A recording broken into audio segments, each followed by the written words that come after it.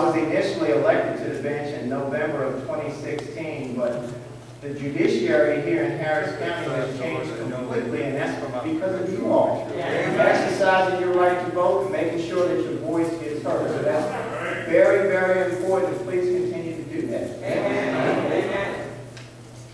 All right, so let's get started. And there are so many people from the past who paved the way for us all. But one of my favorites is the Honorable Harriet Tubman. One of my favorites. Yes, she is. Okay. Thanks a lot. Despite the horrors of slavery, it was no easy decision to flee. Escaping often involved leaving behind family and heading into the complete unknown. With harsh weather and lack of food might await. Then there was the constant threat of capture. So-called slave catchers and their dogs roamed both sides of the Mason-Dixon line, nabbing runaways and sometimes free black people and transporting them back to the plantation where they would be whipped, beaten, branded, or killed. Yet those willing to brave the risk did have one main ally, the Underground Railroad, a vast, loosely organized network of constantly changing routes that guided black people to freedom. Amen. All told, in the decades preceding the Civil War, up to 100,000 black people escaped slavery. Some went to Mexico or Spanish-controlled Florida or hid out in the wilderness. Most, though, traveled to the northern free states or Canada.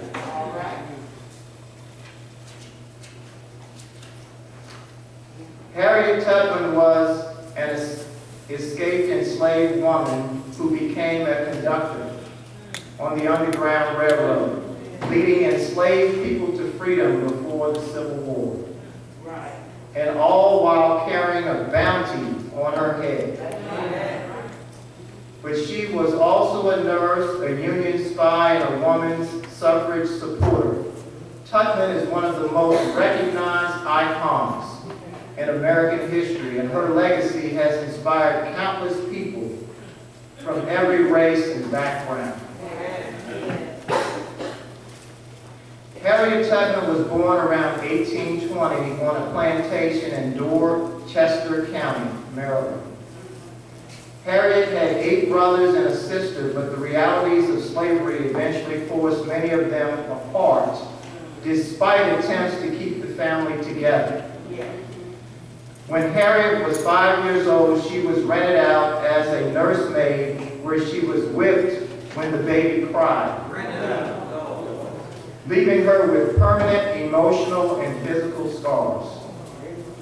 Around age 7, Harriet was rented out to a planter who set muskrat traps and was later rented out as a field hand. She later said she preferred physical plantation work to indoor domestic chores.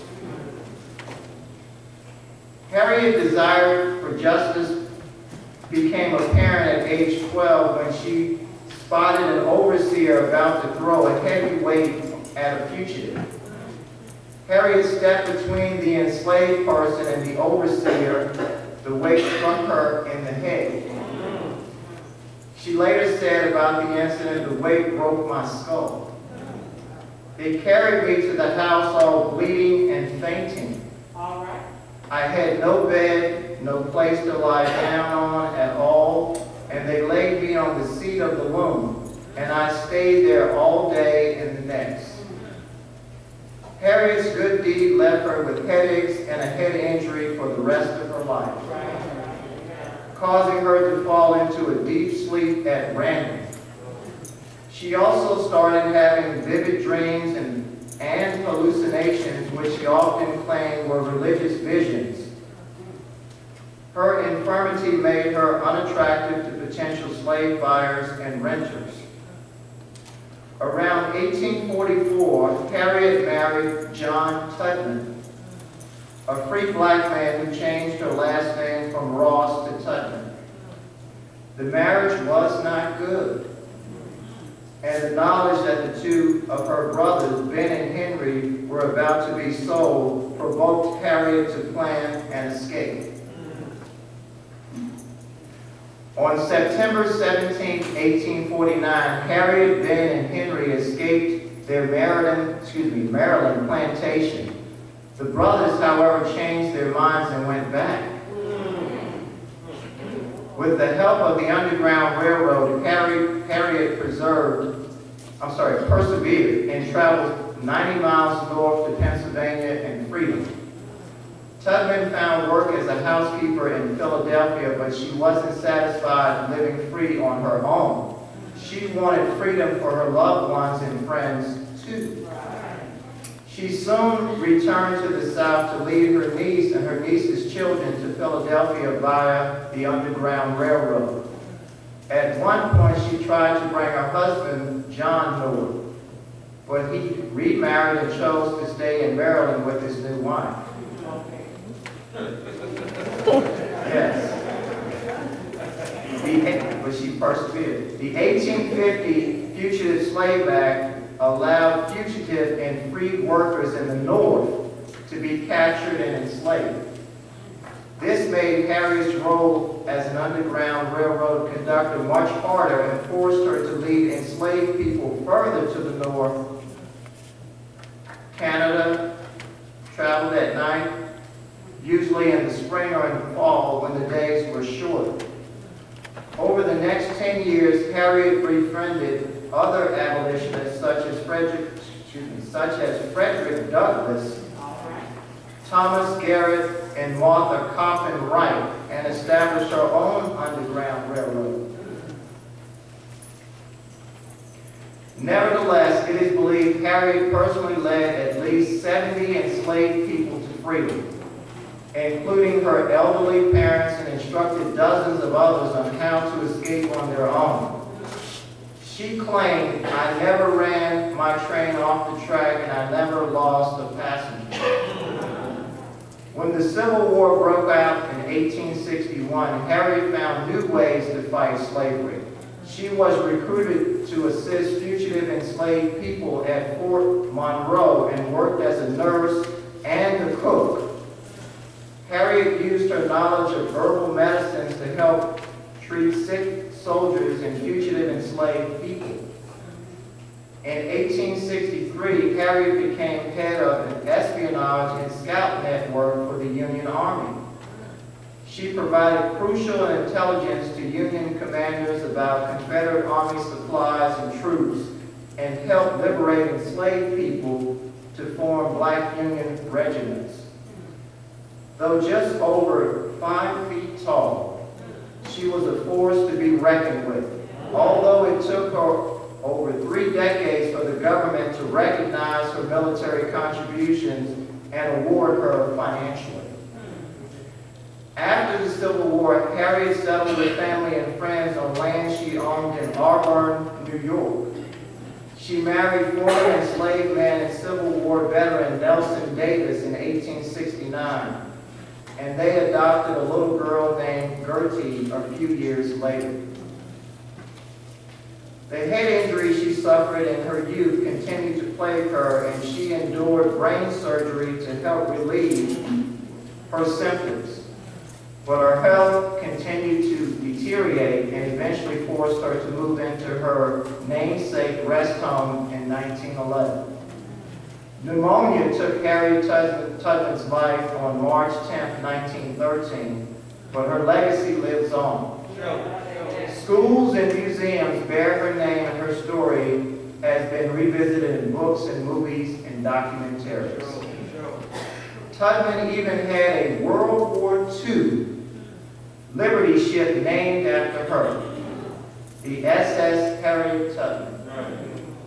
In 2016, the United States Treasury announced that Harriet's image would replace that of former President and slave owner Andrew Jackson on the $20 bill. Treasury Secretary Stephen Mnuchin, who served under President Trump, later announced the new bill would be delayed until at least 2016. In January of 2021, President Biden's administration announced it would speed up the design process to amend the bills honoring Tubman's legacy. The Underground Railroad ran south as well as north. For enslaved people in Texas, refuge in Canada seemed impossibly far away. Fortunately, slavery was also illegal in Mexico. Researchers estimated 5,000 to 10,000 people escaped from bondage into Mexico. There's some evidence that Tejanos and Mexicans in Texas acted as conductors on the southern route by helping people get to Mexico. Mexico abolished slavery in 1829 when Texas was still part of the country, in part prompting white slave-holding immigrants to fight for independence in the Texas Revolution. Once they formed the Republic of Texas in 1836, they made slavery legal again, and it continued to be legal when Texas joined the U.S. as a state in 1845. Fugitive enslaved people got to Mexico in many different ways. Some went on foot, while others rode horses or snuck aboard ferries bound for Mexican ports.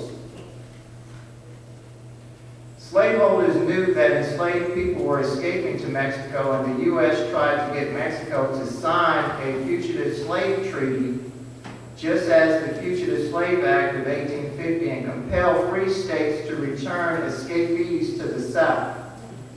The U.S. wanted Mexico to return escaped enslaved people to the U.S., but Mexico refused to sign such a treaty, insisting that all enslaved people were free when they set foot on Mexican soil. Despite this, some U.S. owners of enslaved people still hired slave catchers to illegally kidnap escapees in Mexico.